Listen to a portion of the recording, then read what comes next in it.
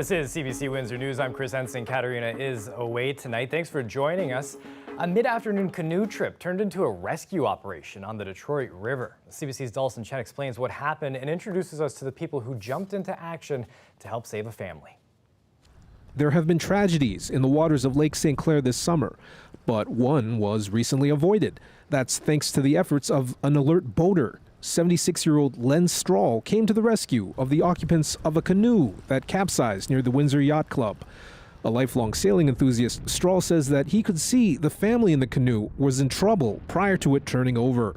It was an extremely windy day. It was blowing 25 to 30 knots out of the west. And I was looking at it thinking to myself, that's an extremely bad situation for a canoe to be out today. And he's trying to get back to shore. And in the canoe, the waves are hitting him at 90 degrees broadside. And then bang, it flipped over. The mishap happened between Pesh Island and Lakeview Park Marina. The occupants of the canoe were a man, his wife, and their 8-year-old daughter. Strahl says he could see all the family members were wearing life vests, but the current was quickly separating them. He hurried to his motorboat, along the way eliciting the help of boat mechanic Jason Foster. By the time the Windsor Police Marine Unit arrived, Strahl and Foster had already brought the family into the motorboat. Windsor Police confirmed the family was uninjured. I'm just really pleased that we got to them and they feel good. I think they've learned a few lessons, and I'm just happy that they were all safe and we got them back to shore. Dennis Marentet is the president of the Windsor-Essex County Canoe Club. He doesn't recommend canoeing in the Detroit River, especially for those new to the activity. It's a strong, very strong current, especially in the area of Pesh Island. The Detroit River, it can be very dangerous. People should really, if they're a novice, should be using some of the inland rivers we have, like Little River, Puce, River Canard. These are excellent places to start and to hone your skills. Strahl's sailing experience has included racing in seas and oceans, but he says the local waters of Windsor-Essex need to be respected, especially where Lake St. Clair meets the Detroit River. This is a bad spot for canoes. Every one of us in life makes mistakes, right? All of us do. That day yesterday was a mistake by that family. Dawson Chen, CBC News, Windsor. Glad to see people were there to jump into action. The provincial government is continuing its support for a program that helps young entrepreneurs get a start. They're announcing a $2 million fund for the Futurepreneur program. Officials say there's plenty of interest despite uncertainty created by tariffs and the trade war. Maybe they're in an industry that is, facing a lot of challenges right now.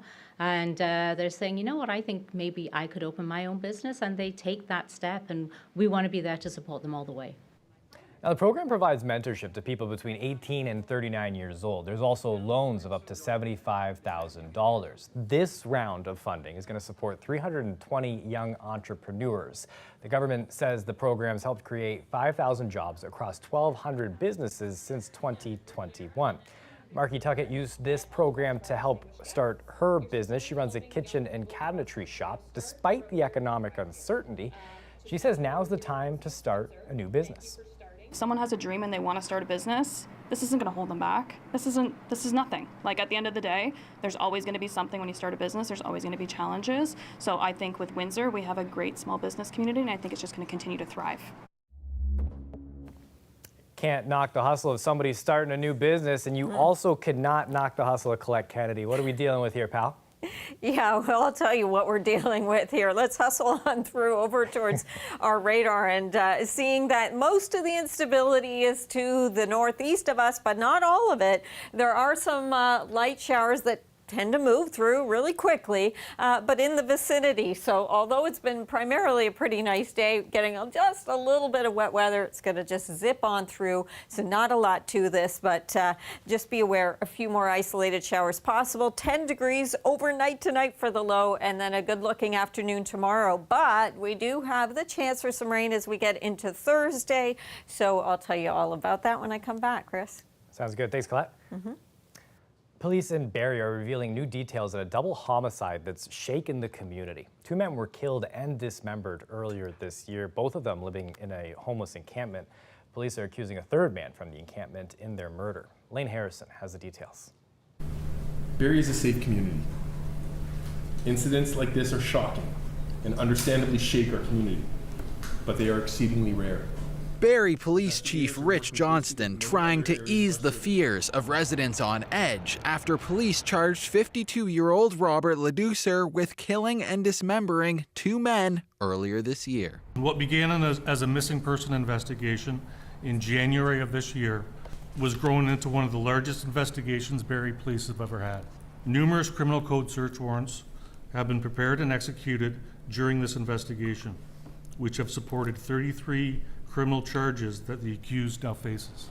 Police saying today that at one point the 3 men lived in a wooded encampment together, and the killing of the victims, William Blake Robinson and David Kyle Cheesequay, both in their 40s, was targeted.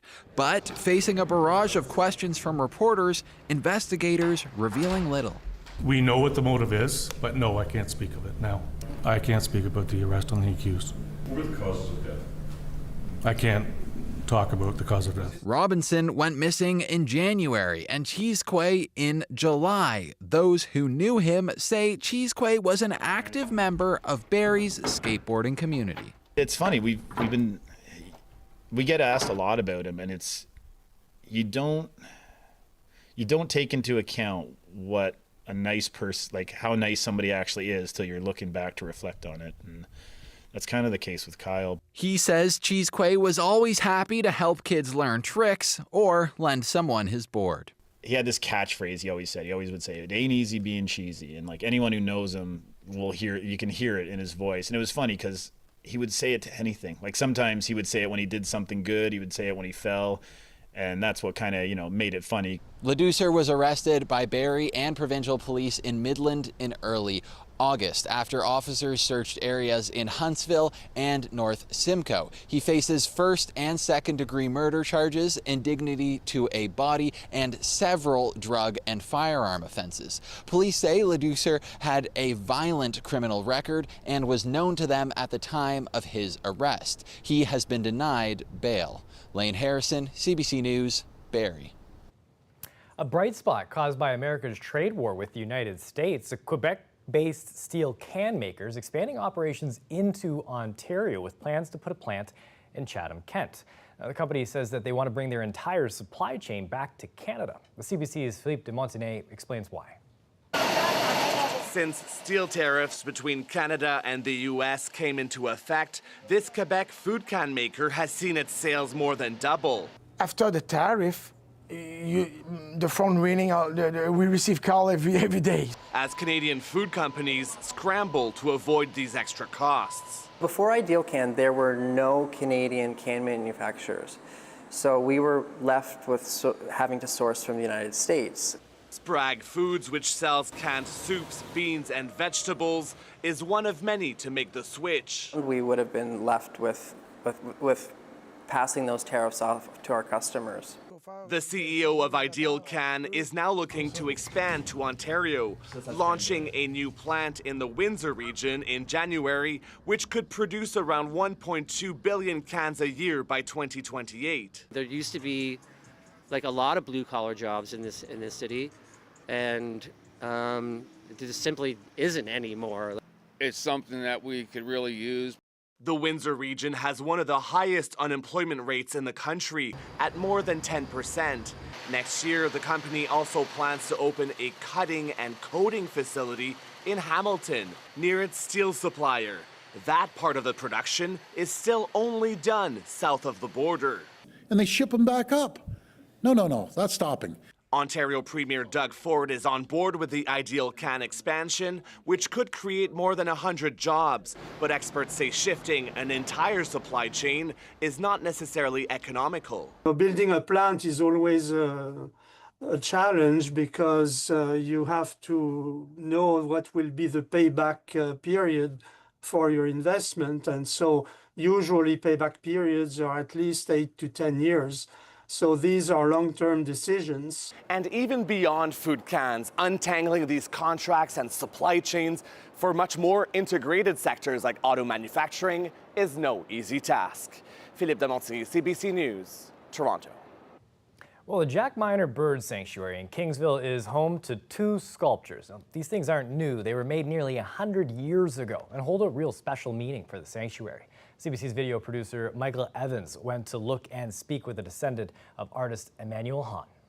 He's probably most well known for Canadian coinage. Many artists put their proposals in together to create Canadian coinage, and he was selected for the original Voyageur silver dollar. Of course, his blue nose dime and the caribou quarter are still being used today. He also produced for Canada Post a series of wildlife stamps. That takes us to the Jack Miner bust here behind us. Tell us how this came to be. So we had a storage unit full of art, and my sisters and I began opening up these crates that had been in storage for about 30 years after a big show that traveled across the country in the 1990s. We made a pact amongst ourselves that we wanted to put as much of this work into the public domain as possible for Canadians to see and enjoy. Jack Miner, this was a natural to, offer them the Jack Miner portrait bust as well as this Canada Goose in flight. It took a phone call last fall and a long conversation with Sybil about her grandfather's legacy and the works that they discovered, which initiated me to go up to Orillia and meet with Sybil and dig into the history of this piece and the possibility of the foundation one day attaining it. It's astounding that a century later, the foundation still rides on that conservation legacy. We still do important work in conservation, both habitat and wildlife. It just seems fitting that that legacy is honored by some of the best Canadian artists because his work is honorable. An old Windsor church bell rang out once more today. This piece of history going back to 1806. It was Assumption Church's bell for 75 years before it was replaced. Now it's on display for everyone to see. CBC video producer Darren DiCarlo was there for the moment it was brought out of the church tower.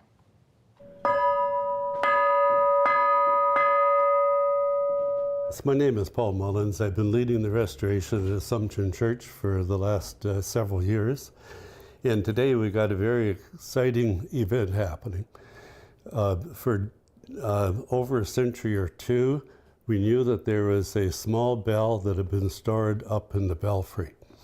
And we're finally been able to arrange to have that bell brought down so that we can all enjoy it. We've known for a long time that this bell was up there, but there was no way of getting it down. In order to get it down, we had to enlarge the opening into the belfry, which we were able to do this morning, and disassemble it because it has the wheel that was used to make it ring that many years ago.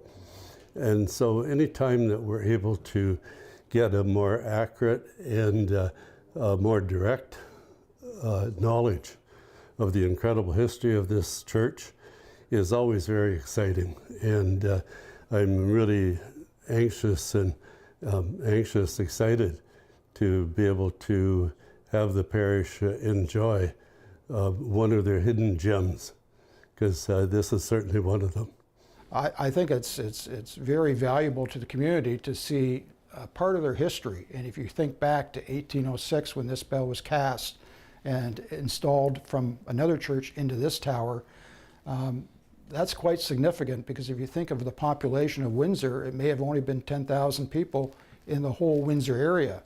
And if you look at today, 300,000–400,000 people, that's quite a lot of development over those years. So, if you listen closely, you might be able to hear wedding bells. They've been the world's best known item, and now they're the world's top trending engagement. Yes, that is singer Taylor Swift and football star Travis Kelce. They're getting married. They made the announcement on social media. Surely something the entire world might know at this point. That's because of how quickly this news is spreading. Within 20 minutes, that post had 1.8 million likes. Swift and Kelce, they've been dating since 2023. Both are 35 years old. Take a live look outside at the Gordy as we enjoy the last bit of summer that we're enjoying for as far as the heat that's sticking around. We were in single digits earlier this morning. Colette's going to take a look at our full forecast later in the show.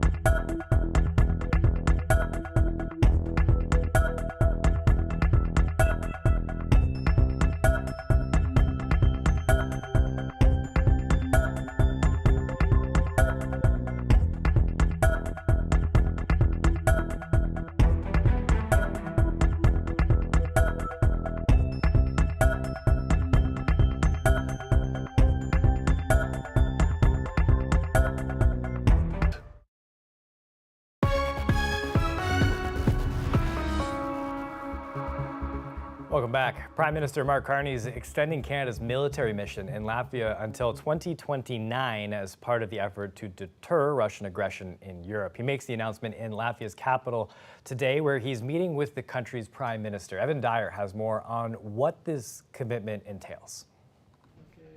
Meeting with the Prime Minister of Latvia, Mark Carney said Canadian troops would defend her country from any Russian aggression.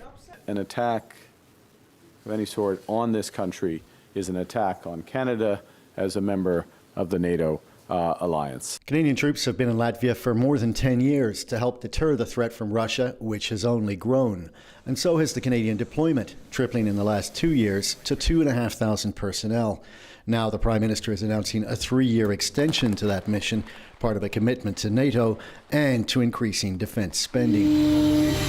As part of that, Canada wants to replace its 4 aging submarines, bought used from the British nearly 3 decades ago, with a dozen new ones to patrol its coasts at a cost of about $2 billion each. Tuesday, Carney toured the ThyssenKrupp shipyard in Kiel, Germany. Most of NATO's subs were made there. And it's purpose-built for Arctic and under-ice operations. I think ideal for Canada defense needs, and it could ensure security, sovereignty, and NATO's circumpolar strength. South Korea's Hanwha Ocean is the only other shipbuilder in the running for that massive contract. But whoever wins it, there is a hope that some of that cash will stay in Canada. The assumption is we build it here, but I mean, the customer is always right? So if they want or demand for special, let's say, reasons to build them in Canada, we would also be able for that. Burkhardt says his company's already spoken to Canadian shipyards about collaborating on the project. Canada wants a sped-up timeline on these subs, which could be based on both Atlantic and Pacific coasts. The Koreans have said they could deliver the first sub by the end of the decade, the German-Norwegian consortium a year or two after that. Evan Dyer, CBC News, Riga. Canada-U.S. Trade Minister Dominic LeBlanc is in Washington for trade talks with Donald Trump's administration. He met with the Secretary of Commerce this morning in his office as Canada tries to reach a trade deal. Ashley Burke is in the U.S. Capitol.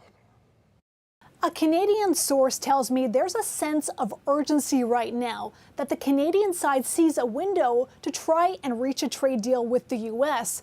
But the source also said there is no guarantee that will happen in the next few weeks. Canada-U.S. Trade Minister Dominic LeBlanc is here in Washington right now. He met with Donald Trump's Secretary of Commerce, Howard Lutnick, at his office this morning for a conversation that lasted 90 minutes. LeBlanc's office describes it as constructive, as Canada is trying to get Trump's administration to drop or lower tariffs on a series of Canadian sectors. Here's what the Prime Minister said today. Aluminum, steel, autos, copper. They happen to have a specific on copper, and then, of course, lumber, softwood lumber, which has been an issue. So those are the areas where immediately we are focused on improving the outcome. Okay? In order to do that, we will have to look at other areas where we can have win-win cooperation, other areas. Now, so it's not, it's an isolation of the set of issues around there, around those strategic sectors for the American, and all of this in the context, as you know, of an upcoming review on CUSMA. This meeting comes after Mark Carney announced last week he would drop some retaliatory tariffs on the U.S. because he says he was given assurance by Donald Trump over the phone that it would intensify talks. A Canadian source tells me that after Carney made that announcement, there were text exchanges between the Prime Minister and Trump, and that they agreed LeBlanc would come here to Washington for these discussions. Now, Canada's ambassador to the U.S., Kirsten Hillman, was also there. The Prime Minister's Chief of Staff and the Clerk of the Privy Council are also in D.C. These are top officials signaling how serious these conversations in the U.S. Capitol are. Ashley Burke, CBC News, Washington. Put a lot of focus on the trade negotiations that are going on right now in Windsor morning as well. Tomorrow morning, we will have the head of the Canadian Tool and Machining Association to talk about what this looks like for tool and die businesses in our area. That is tomorrow morning. Coming up after the break, Colette Kennedy.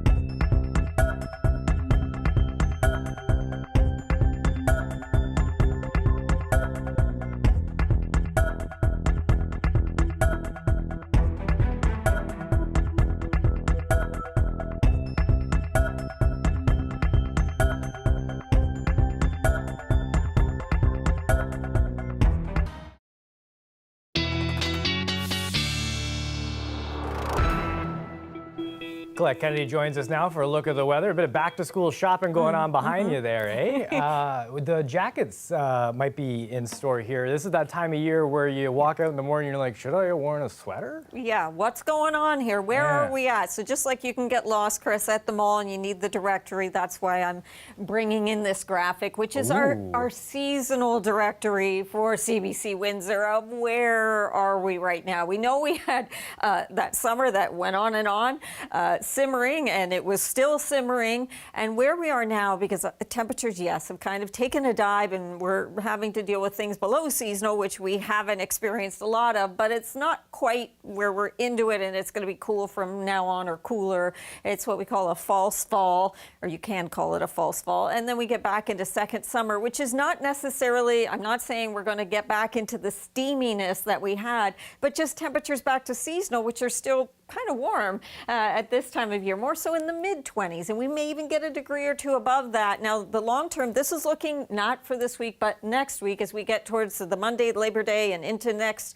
week, that temperatures near normal, or if anything, a tiny bit above, at least for southwestern Ontario. And notice eastern Ontario, southern Quebec, maybe those temperatures on the milder side there too. So it's not over yet. Current temperatures, though, yeah, we're hovering at 18 degrees, and we're going to kind of be there as we move through the evening hours. So for another hour or two, and that's kind of because we had that little shot of a shower that moved through, it dipped the temperature, and then it's going to either steady or may even come up a degree before we start to cool down for the night.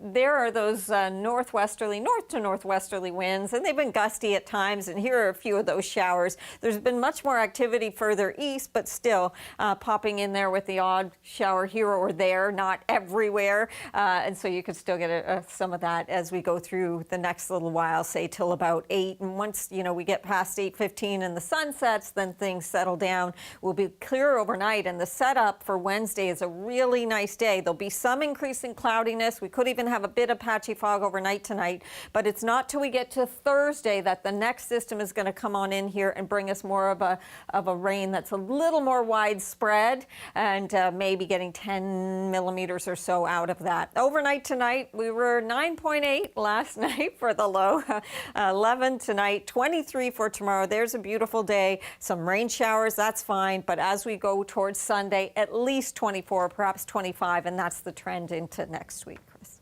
All right, thanks for this, Colette. And thank you for watching at home. That's it for us. cbc.ca/Windsor for more news.